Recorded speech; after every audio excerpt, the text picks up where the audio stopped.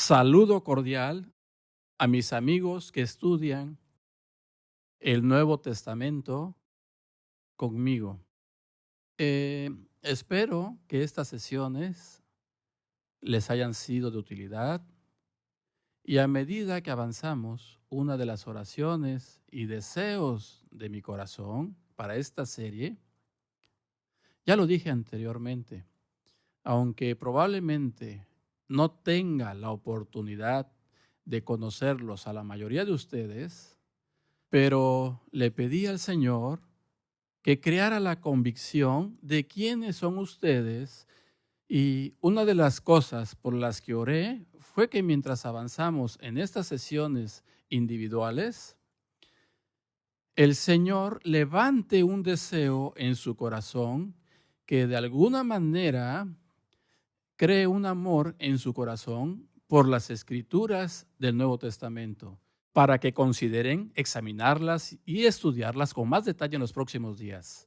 Si he conseguido que hagan eso, entonces tuvimos mucho éxito con este curso. Fui capaz de despertar en tu corazón el deseo de estudiar con más profundidad y más detalle.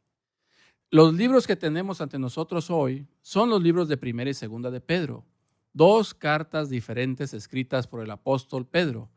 Y la carta titulada El libro de Judas, para la mayoría de los comentaristas y eruditos, piensan que este es en realidad otro hermano de Jesús, que Judas y Santiago habían sido hermanos. Y ambos, por supuesto, estaban en ese grupo de hermanos con quien Jesús había crecido en la ciudad de Nazaret. Y así vemos que si eso es cierto, entonces es interesante notar que dos de los libros del Nuevo Testamento fueron escritos por los hermanos de Cristo, el libro de Santiago y el libro de Judas. Pero esencialmente vamos a enlazar estos libros y los consideraremos como uno solo, Primera y Segunda de Pedro y el libro de Judas, porque lo que sale de estos libros es lo que yo llamaría el corazón de un pastor. Tenemos a Pedro y Judas escribiendo a la gente y realmente escriben como un pastor. Ellos escriben como un pastor, escriben con preocupación por las ovejas y quieren ver al pueblo de Dios siendo guiados y recibiendo enseñanza. Y así, en este sentido, se han convertido en libros muy íntimos, personales, y vemos a Pedro hacia el final de su vida y miramos al otro pastor con el nombre de Judas y decimos, bueno, ¿qué querían transmitirnos estos grandes pastores? Y entonces me gustaría sugerir que pude observar en estos tres libros juntos lo que considero que son 10 temas pastorales maravillosos. Y así veremos los tres libros como uno, conectándose entre ellos, y 10 temas pastorales que aparecen en estos libros individuales. El tema número 1 del cuidado pastoral es que Dios construye a su pueblo para crear un templo viviente en la tierra. Primera de Pedro 2, verso 5, dice de esta manera: ustedes son piedras vivas que Dios construye en su templo espiritual. Y ustedes son sus santos sacerdotes. A través de la mediación de Jesucristo, ofrece sacrificios espirituales que agradan a Dios. Dios construye a su pueblo para crear un templo vivo en la tierra. Si examinamos todo el estudio del tabernáculo y los templos de la Biblia, es un estudio fascinante. Tienes el tabernáculo de Moisés, que fue erigido en el desierto. Tienes el templo de Salomón, que fue erigido como una estructura más permanente, bajo la realeza del rey Salomón, el tercer rey de Israel. Luego se apagó en la destrucción y el juicio que Dios trae al pueblo de Dios. 586 AC, en 586 a.C., este templo en particular que Salomón construye está esencialmente destruido, y luego, bajo el liderazgo de Zorobabel, a través de los ministerios de Esdras y Nehemías y otros líderes importantes, el templo se reconstruye. Y no solo se ha reconstruido, sino que sigue expandiéndose y, como saben, es revisado y remodelado. y es básicamente una versión ampliada del templo de Zorobabel, llamado el templo de Herodes, que estaba allí en el momento en que Jesucristo actuó en su ministerio en la tierra. Y luego este templo se destruye en el año 70 después de Cristo, cuando el general romano Tito entra para sofocar la rebelión judía. Y así tenemos un estudio fascinante en medio de esto, entre el tabernáculo de Moisés y el tiempo en que se construyó el templo de Salomón. También tenemos lo que se llama el tabernáculo de David. Así que todos estos estudios son muy interesantes, pero lo único que tenían en común era que estaban esencialmente delimitados a un solo lugar. Incluso el tabernáculo de Moisés, que fue diseñado para ser desmontado y viajar con el pueblo de Dios mientras seguía la presencia del Señor durante más de 38 años en el desierto. Pero una vez más, cuando se establecía en un lugar, ahí es donde se quedaba. Pero el plan y el propósito de Dios, que de hecho vimos cuando estudiamos el libro de los Corintios, recuerda lo que Pablo dijo: tu cuerpo y mi cuerpo físico, individualmente, somos templos del Señor. Entonces hay este sentido en el que decimos, somos el templo del Señor y podemos penetrar en toda la tierra. Y así el templo del Señor en este momento, mientras escuchas esta enseñanza en este momento, el templo del Señor está en muchas partes de la tierra, muchas naciones de la tierra, porque los creyentes individuales están allí.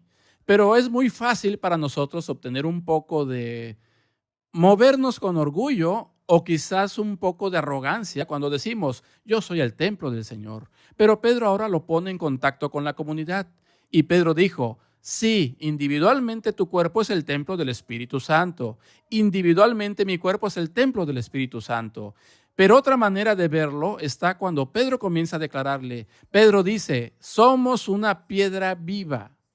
Entonces tú eres una piedra y yo soy una piedra. Y Dios trae todas las piedras para crear en la tierra, en todo el mundo, un lugar de residencia, un templo, un santuario formado por piedras vivas, que está compuesto por personas vivas en la iglesia local y que en esta expresión estamos juntos. Ustedes saben, parte del templo del Señor que Él construye sobre la tierra. Y así, pueblo de Dios, de acuerdo con este primer tema pastoral, si realmente somos un templo que Él está construyendo sobre la tierra, ¿qué significa?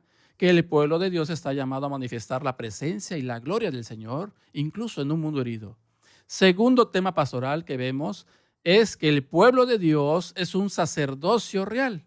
Primera de Pedro capítulo 2, versos 5. Ustedes son piedras vivas con las que Dios construye su templo espiritual. Además, ustedes son sus sacerdotes santos. Y así en el Antiguo Testamento tenemos a este grupo de hombres llamados sacerdocio.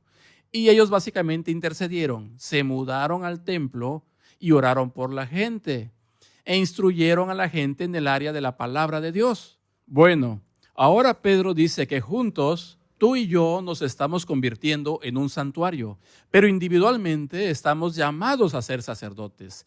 Y en el capítulo 2 y 9 de Primera de Pedro dice que en realidad es un sacerdocio real. Es muy interesante porque uno de los problemas del Antiguo Testamento, cada vez que tenían un rey que se movía con una autoridad real o un sacerdote que avanzaba hacia una autoridad sacerdotal, Dios quería que estas líneas fueran cuidadosamente separadas con respecto a su distinción. Y así un rey no podía entrar en el ministerio de un sacerdote. No se suponía que él se moviera hacia el lugar donde ofreciera sacrificios. Un rey fue llamado a dirigir al pueblo y el sacerdote fue llamado a enseñar y ofrecer sacrificios y orar por el pueblo. Pero lo que Pedro está diciendo ahora es que estos dos oficios se han unido en uno. Y ahora tú eres un sacerdote del Nuevo Testamento, pero también eres un rey del Nuevo Testamento. Entonces hay un significado en el que Pedro dice, estamos llamados a asumir el liderazgo y la autoridad en la tierra. Y somos llamados a actuar como sacerdotes del Nuevo Testamento, juntos, una nación de sacerdotes que ofrecen los sacrificios correctos a Dios. Y por supuesto los sacrificios se remontan a Romanos capítulo 12 y versículo 1. El sacrificio es siempre el sacrificio de nuestra propia vida. Presentamos nuestros cuerpos como sacrificio vivo. Así Dios está construyendo su pueblo para crear un templo vivo en la tierra. Número 2, el pueblo de Dios es un sacerdocio real. Tema pastoral número 3, el pueblo de Dios está llamado a una vida que implica sufrimiento. Recuerda en una sesión anterior que dije que mientras estudias el Nuevo Testamento, siempre tomes nota mental de los diferentes lugares donde se describe el sufrimiento. Volvemos ahora y espero que empiece a ver que este es uno de los temas principales en el Nuevo Testamento. No es algo que se proclame generalmente como un tema importante. Nuevamente, tendemos a ver el sufrimiento como una excepción a la regla. Pero para muchos libros del Nuevo Testamento vemos que el sufrimiento es parte de la vida cristiana. Y Pedro hace una declaración más fuerte. En 1 de Pedro 2 y versículo 21, él dice, por eso te han llamado, porque Cristo ha sufrido por nosotros, dejándonos un ejemplo, pero debes seguir sus pasos. Y así Pedro dice, el sufrimiento que encontramos en nuestro caminar con Cristo es algo que hemos sido llamados a hacer. Ahora, ¿qué hemos sido llamados a hacer? En el fondo, Pedro dice, hemos sido llamados a seguir los pasos de Cristo. Entonces, en cada lugar donde veo a Cristo caminando, es donde debo caminar. Quiero seguir sus pasos. Pero Pedro dice que siga sus pasos. Si miras ese extenso pasaje, ya sabes, siéntate y estudia seriamente el final de 1 de Pedro capítulo 2 y verás que seguir los pasos de Jesús es seguir los pasos de alguien que ha experimentado un sufrimiento real y que llamaríamos sufrimiento redentor. Verás, hay dos tipos de sufrimiento que una persona puede experimentar. Es posible experimentar lo que yo llamo el sufrimiento rebelde. El sufrimiento rebelde es cuando desobedezco la palabra de Dios. Ya sabes, Dios establece un principio en su palabra. Él dice, no te muevas en esta área, te hará daño. Y sencillamente yo digo que haré lo que quiero hacer. Ya sabes, me resisto al Señor. Yo resisto al Espíritu Santo, me muevo en un espíritu de arrogancia, me muevo por un espíritu de desobediencia y cruzo una línea que Él me pide que no cruce. Bueno, cuando hago eso, el sufrimiento entra en mi vida, pero en ese punto no puedo decir, estoy sufriendo, pero yo no sé de dónde viene este dolor. No, yo sé de dónde viene mi sufrimiento, viene de mi propia desobediencia. Y es un sufrimiento real. Y Dios puede aportar sanidad y fortaleza, incluso en este tipo de sufrimiento. Pero el tipo de sufrimiento del que ahora hablaremos es lo que yo llamo sufrimiento redentor, porque es el tipo de sufrimiento que se produce cuando lo estoy siguiendo con todo mi corazón. El sufrimiento que ocurre cuando lo amo con todo mi corazón y digo, yo estoy siguiendo sus pasos. Y ahora yo experimento este sufrimiento. Y Pedro dijo, es redentor porque comienza a formar el carácter y la naturaleza de Cristo. Llegamos a ser como nuestro Señor, que sufrió no por la desobediencia, sino porque obedeció al Padre con todo su corazón. Y así vemos en esta demostración que cuando vemos al pueblo de Dios como un sacerdocio real, esto nos muestra que estamos destinados a exhibir su bondad y su pureza, y la excelencia moral que debe ser parte del sacerdote. Pero ahora, en relación con el pueblo de Dios, estamos llamados a una vida que incluye el sufrimiento. Vemos que estamos llamados a mostrar la vida de Cristo en todas sus facetas, en todas sus dimensiones. El principio pastoral número 4 es que el pueblo de Dios está llamado a un cambio radical. Note cómo Pedro dice por primera vez en 1 de Pedro capítulo 4 y los versículos 1 y 2. Él dice, puesto que Cristo sufre dolor físico, debes armarte con la misma actitud que Él tenía y estar preparado para sufrir también. Porque si has sufrido físicamente por Cristo, has terminado con el pecado. No pasarás el resto de tu vida persiguiendo tus propios deseos, sino que querrás hacer la voluntad de Dios. Otras traducciones dicen, ya no vivirás para los deseos de los hombres. Pedro dice aquí que cuando entramos en el sufrimiento mismo de Cristo, eso nos lleva a estar muy enfocados. Se vuelve muy importante para nosotros preguntarnos en este tipo de situaciones, ¿qué es la cosa más importante en mi vida? Y lo más importante en mi vida es complacer al Señor. Lo más importante en mi vida es seguir al Señor. Y así Pedro dijo, estamos llamados a un cambio radical. El cambio radical no es lo que yo busco o lo que yo quiero, sino que ahora persigo agresivamente lo que Él quiere. No gastaré, de acuerdo con la Nueva Traducción Viviente, no gastaré el resto de mi vida persiguiendo mis propios deseos. Hay personas en el cuerpo de Cristo que entran al reino, que se sientan en la iglesia el domingo por la mañana, que están un poco involucrados en los asuntos, la vida y la comunidad de la iglesia, pero que en realidad nunca han experimentado un cambio radical. El cambio radical de cambiarme de lugar donde decido no buscar lo que yo quiero, sino lo que Él quiere. Esto se llama el señorío de Cristo. Y muchas personas pasan toda su vida y nunca entran en esta dimensión de su señorío donde dicen, ya no perseguiré mis propios deseos. Muchas personas continúan persiguiendo sus propios deseos, incluso en el reino, pero estamos llamados a mostrar el poder transformador del Evangelio y a presentarlo de tal manera que digamos, así es como Jesús cambia una vida. Nos lleva a un lugar donde vivimos como un individuo egocéntrico y nos lleva al lugar donde vivimos como individuos centrados en Cristo. El principio número 5 o el tema pastoral número 5 es que el pueblo de Dios está llamado a mostrar los dones espirituales en el amor. Primera de Pedro 4, versículos 8 al 11, dice, lo más importante de todo, continúe mostrando un profundo amor el uno por el otro, porque el amor cubre una multitud de pecados. Entonces, en nuestra relación con los demás, le pido al Señor que me dé un espíritu de verdadero amor por ti. Usted sabe, no tratando de exponerte, no intentando lastimarte, sino tratando de curarte, tratando de encontrar todo lo que Dios tiene para su vida. Pero luego Pedro va unos pasos más allá y dice en el versículo 10, primera de Pedro 4 y versículo 10, él dice, Dios les ha dado a cada uno de ustedes un regalo de su gran variedad de dones espirituales. Vale la pena detenerse en este punto y considerarlo. Considera esto como una palabra personal para ti hoy. En este momento, cuando escuches la enseñanza, Dios les ha dado a cada uno un regalo de su gran variedad de dones espirituales. Y el problema es que un regalo se puede dar, pero a menos que el regalo se desenvuelva, a menos que el regalo sea recibido. El regalo ha sido dado, pero podría no tener el efecto que deseamos que el regalo tenga. Si le damos un regalo especial a alguien, tal vez lo empacamos con papel especial y quizás pongamos una cinta y un moño en él para ofrecerlo como regalo de Navidad. Todo el propósito del regalo es que queremos que la otra persona abra el regalo para que este regalo pueda convertirse en una bendición en sus vidas y con suerte una bendición que se expresará a lo largo de sus vidas con el fin de tocar a los demás también. Y así Pedro dice, esto es el área de los dones espirituales. Jesús nos dio a cada uno de nosotros un don espiritual. Personalmente creo que en casi todas las situaciones nos ha dado más de un don espiritual.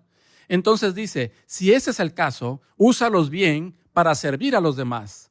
En otras palabras, el regalo no se da de alguna manera para que me sirva. Una vez más, se da para que yo pueda servir al cuerpo de Cristo. Lo que Pedro está diciendo aquí es que el cuerpo de Cristo necesita de cada miembro. Todos somos piedras vivas. Todos somos partes de este templo y todos hemos recibido regalos. Por lo tanto, debemos permitir que estos dones se expresen para que podamos servirnos unos a otros. Luego dice, tienes el don para hablar. Luego habla como si Dios mismo hablara a través de ti. Tuviste el don de ayudar a otros. Hazlo con toda la fuerza y la energía que Dios provee. Y luego, todo esto lo traes a Dios a través de Jesucristo, toda la gloria y el poder a Él por los siglos de los siglos. El pueblo de Dios está destinado a mostrar no solo el amor de Cristo, sino a seguir manifestando un profundo amor por los demás. Pero también manifestar a Cristo en acción. Significa que Cristo libera su don espiritual que tiene para ti y lo libera a través de tu vida para que puedas tocar el cuerpo de Cristo y el mundo herido que necesita a Cristo tan desesperadamente. Y así es una maravillosa expresión del corazón de un pastor, básicamente diciendo, Dios quiere que todo su pueblo participe. Tema pastoral número 6. El pueblo de Dios está llamado a mostrar unidad en su fe. Creo que en toda esta área de unidad te detienes un momento para considerar el poder de la unidad. El poder de unidad creo que se expresa en el libro de Génesis y en el capítulo 11. Recuerda la historia. Se produjo el diluvio y Dios le dijo a la gente, quiero que te disperses por todo el mundo. Pero la gente básicamente construye esta torre como un símbolo de desafío. En las Escrituras se hace referencia a la Torre de Babel. Y básicamente Babel significa confusión. Cuando buscamos desobedecer o rebelarnos contra Dios, siempre crea confusión espiritual en nuestras vidas. Había algunas personas que dijeron, no haremos lo que Dios nos ha pedido que hagamos. Y recuerda la historia en la que Dios los mira construyendo esta torre como un símbolo de su desafío. Y Dios dice, porque están unidos, tendrán éxito en su rebelión. Y así Dios trae confusión a la rebelión. Y comienzan a hablar diferentes idiomas y se derrumba la construcción de la torre. Pero ¿ves lo que el Señor dice en este pasaje? Que hay poder en la unidad y que si las personas están unidas en una causa rebelde, esta causa puede tener éxito porque hay unidad. Pero si las personas están unidas en una causa piadosa o santa, entonces eso tendrá éxito. Y ese es realmente el desafío. En Juan capítulo 17, lo que se conoce como la oración del sumo sacerdote, nuestro Señor Jesús. Él ora y dice, Padre, puedes hacerlos uno como tú y yo somos uno. El corazón y la oración del Señor Jesucristo es que su pueblo esté en unidad. Una expresión de la misma unidad que existió entre el Padre y el Hijo. Bueno, Pedro habla de ello y ahora nos habla interesantemente en conexión al ataque del enemigo y también al sufrimiento que estamos experimentando. Él dice, mantente alerta. Primera de Pedro 5 y versículo 8. Ten cuidado con tu gran enemigo, el diablo. Anda como un león rugiente buscando a quien devorar. Así que el diablo se mueve por toda la tierra como un león hambriento. Está buscando, de alguna manera, devorar espiritualmente lo que Dios hace en la vida de las personas. Pero Pedro dice, mantente firme contra él y sé fuerte en tu fe. En otras palabras, podemos resistir el ataque del enemigo, pero note lo que dice en ese momento, porque es muy fácil pensar, bueno, está bien, estamos involucrados en este tipo de sufrimiento o estamos involucrados en este tipo de ataque del diablo. Ya sabes, ¿es que Dios nos ha excluido? ¿Esto es algo que tenemos que pasar? Ya sabes, ¿cómo es que las personas de la otra parte del cuerpo de Cristo la pasan mejor que nosotros? Y Pedro dice, no pienses así. Él dice, recuerda que tus hermanos y hermanas cristianos de todo el mundo están sufriendo el mismo tipo de sufrimiento que tú. Y así Pedro dice, reconozca que usted es parte de un todo. Manténganse unidos, apóyense mutuamente. Manténgase firmes contra el ataque del diablo, pero reconoce que no estás aislado. Algo sucede en todo el mundo, de la misma manera que en otras partes del cuerpo de Cristo. El pueblo de Dios está llamado a mostrar la unidad de Cristo en todo el mundo, por lo que debemos orar los unos por los otros, aunque nunca podamos encontrarnos o conocernos personalmente. Debemos orar por aquellas partes de la iglesia que actualmente están bajo intensa persecución, partes del mundo de hoy donde si te levantas y dices, Jesucristo mi Señor y mi Salvador, puedes ser lanzado a prisión, puedes ser torturado, puedes ser asesinado. Debemos mantener el cuerpo de Cristo, todo el cuerpo de Cristo en nuestro corazón. Es decir, movernos en este tipo de sufrimiento, dándonos cuenta de que todos estamos en el mismo estado. Debemos orar, debemos soportar, debemos apoyarnos unos a otros. Tema pastoral número 6. El número 7 es que las personas de Dios están llamadas al crecimiento espiritual. Observe cómo lo dice Pedro en su segunda epístola, un hermoso pasaje. En 2 de Pedro capítulo 1, versículo 3 al 4, por su poder divino, Dios nos ha dado todo lo que necesitamos para vivir una vida santa. Pedro dice que cuando entraste en el reino, Dios te dio todo lo que necesitas. ¿Cómo es que cuando traemos del hospital a un bebé a casa o cuando nace en nuestra propia casa, Cargamos a este bebé por primera vez y lo estamos viendo. Y si es un bebé sano, tiene 10 deditos en manos y pies, 2 ojitos, una nariz pequeña y bonita, sus orejitas, y es simplemente una pequeña vida bellamente formada. Y esta pequeña vida tiene todo lo que necesitará. Y a medida que sea criado y reciba comida, agua, amor, cuidados y educación, este niño crecerá. En otras palabras, cuando llegue el momento de que el niño tenga dientes, usted no irá al mercado a comprar dientes para poner en la boca del niño. No, ya es parte de la vida de este pequeño bebé. Todo lo que necesita ya le fue dado por el Señor en el don de la vida. Bueno, Pedro dice, es lo mismo espiritualmente, ¿sabes? Tienes todo lo que necesitas cuando naces de nuevo en el reino de Dios. Recibimos todo esto al conocerlo.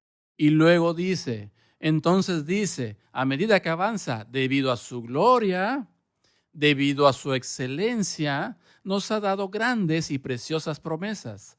Estas son las promesas que te permitirán compartir en su naturaleza divina y escapar de la corrupción del mundo. Pedro dice, eso es realmente lo que es el crecimiento espiritual. El crecimiento espiritual es llegar al lugar en que continúo entregándome a lo que Él hace en mi vida. Y al continuar entregándome, empiezo a parecerme más a Él. De hecho, comienzo a participar en ciertos aspectos de su naturaleza divina en el sentido de su carácter divino. Pero no solo eso, también me permite comenzar a ver la diferencia entre el reino y el mundo.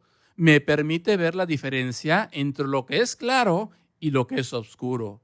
Y llevarme al lugar donde escaparé de la corrupción del mundo debido al crecimiento espiritual que está sucediendo en mi vida. Estamos llamados al crecimiento espiritual, es decir, estamos llamados a mostrar la naturaleza misma de Dios al mundo a medida que crecemos en el conocimiento de nuestro Señor y Salvador Jesucristo. Una vez más, el crecimiento espiritual está simplemente vinculado a conocerlo más y más, cada día que caminamos con Él. Principio o tema pastoral número 8. El pueblo de Dios está llamado a evaluar a los profetas y maestros. Leemos sobre esto en 2 de Pedro 2 y versículo 1 y 2. Hay falsos profetas como había en Israel. Así que habrá falsos maestros entre ustedes. Ellos enseñarán hábilmente herejías destructivas e incluso negarán al maestro que los llamó. Por lo tanto, harán una destrucción repentina. Muchos seguirán sus malas enseñanzas y su vergonzosa inmoralidad. Y debido a estos maestros, el camino de la verdad será difamado. Debemos reconocer que como pueblo de Dios estamos llamados a evaluar la enseñanza a la que estamos expuestos. ¿Sabes? No debemos, ya sabes, llegar al lugar donde simplemente aceptamos todo lo que se dice. Porque una persona se levanta y dice, esto es lo que Dios dice. No, tenemos que tener nuestros oídos espirituales abiertos para decir, esta es la verdad. Recuerda que en el libro de Hechos había un grupo de creyentes llamados los creyentes de Berea. Y dice que incluso después de que el apóstol Pablo les enseñó, dice que buscaron en las Escrituras para ver si estas cosas eran realmente así. Es decir, habían escuchado al apóstol Pablo, pero evaluaron la enseñanza del apóstol Pablo al sumergirse en las Escrituras mismas. Ahora, no debemos hacerlo con orgullo o arrogancia, pero es esencialmente la manera de Pedro de decir, todos estamos llamados a escuchar la palabra del Señor. No es como, ya sabes, tenemos que tener un pastor y el pastor nos dice todo y no necesitamos crecer nosotros mismos. No, debemos desarrollarnos y debemos estar expuestos a la palabra de Dios personalmente en nuestras propias vidas para que podamos evaluar la enseñanza que ustedes escuchan. Sabes, es muy importante, estamos llamados a mostrar la verdad del Evangelio. Y una de las cosas que dice Jesús cuando se para frente a Pilato y Pilato le pregunta, ¿eres un rey? Y Jesús en este pasaje de Juan capítulo 17 le dice, aquel que realmente quiera conocer la verdad es quien será capaz de recibir la verdad. Y así ese es un buen lugar para comenzar a orar por nuestras propias vidas. Señor, lleva mi corazón al lugar donde busque profundamente la verdad, porque si busco la verdad, seré capaz de evaluar qué cosa es verdad al recibir las diferentes enseñanzas. Somos llamados a evaluar a profetas y maestros a desplegar la verdad del Evangelio. Tema pastoral número 9 es que el pueblo de Dios es llamado a entrar en su presencia. Oh, lo siento, entrar en su paciencia. Segunda de Pedro capítulo 3, recuerda la historia. Él dice, la gente había estado diciendo que Jesucristo regresaría. Y la gente dice, bueno, eso es lo que se ha dicho por generaciones. Se ha dicho muchas veces que Jesús regresará nuevamente. Y ellos se burlan y se mofan. Pero Pedro dice, cuando se burlan y se mofan, fallan en reconocer que Dios es paciente y no quiere que nadie se pierda. Lean toda la historia en 2 de Pedro capítulo 3. Él dice, cada día que Jesús detiene su venida, es otro día que le da a alguna persona de fuera del reino la oportunidad de entrar al reino. Y así Pedro dice, entren en esta paciencia del Señor. Entren en la paciencia del Señor en sus relaciones con otras personas, reconociendo que Dios es paciente con ellos para que puedan ser salvos. Y continuemos orando que nosotros podamos ser pacientes con ellos para que puedan ser salvos y vengan a ser parte del reino de Dios. Número 10. Tema pastoral número 10. El pueblo de Dios ha sido llamado a defender la fe. Escuche cómo lo dice Judas. Él dice, les urgimos a que defiendan la fe que Dios les ha confiado una vez y para siempre a su pueblo santo. Defender significa en griego contener, en un sentido de fuerte oposición y lucha. Y Judas está diciendo en el capítulo 1, verso 3 y 4, se nos ha confiado la verdad. Contengamos esta verdad. Dense cuenta, Dios nos ha dado un precioso regalo, el regalo de su verdad. Este es el evangelio que se le ha confiado de una vez y para siempre a su pueblo. Vamos a asegurarnos de estar proclamando eso. Vamos a asegurarnos de estar defendiéndolo por la forma en que vivimos nuestras vidas. Podemos movernos o intentar movernos en una total confianza en la presentación del Evangelio. Bueno, no puedo pensar en una mejor manera de concluir nuestra sesión que terminar con el libro de Judas, capítulo 1, versos 24 y 25, donde él hace esta declaración de que Dios es capaz de guardarte de caer y que te traerá con gran gozo ante su gloriosa presencia. Y sin falta alguna, toda la gloria sea para Él, nuestro Dios, nuestro Salvador, a través de Jesucristo nuestro Señor. Estoy confiado hoy que Él te presentará ante su trono en ese día, sin falta alguna. Él es capaz de traernos estos importantes temas que hemos estado viendo de forma que no tropecemos. Nuestra confianza está en su palabra y su poder. En el nombre de Jesús, amén.